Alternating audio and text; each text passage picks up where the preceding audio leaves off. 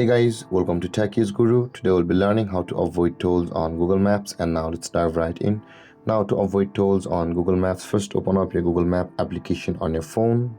And after opening your Google Maps application, guys, in order to avoid tolls on Google Maps, first let's choose the destination to where we want to go, and let's search for it by tapping on the search bar. And I'll be just going to a nearby location for this demo purpose. And you can see, guys, when we have searched for a location, this kind of interface pops up, and there is the directions button available for us on this interface. We'll be required to tap on the directions, and this kind of interface showing you your route will be available for us on the Google Maps. And again, when this appears at the top right corner of the screen, you can see there's a three-dotted icon available for us, or at the right side where it says your location at the top of the screen, tap on that three-dotted icon at the top right corner. And over here on this drop down menu, you can see the options button available for us. Tap on the options button, and on this interface, guys, you can see at the top of the list, here is the option where it says avoid tolls, and there is a toggle icon at the right side of it.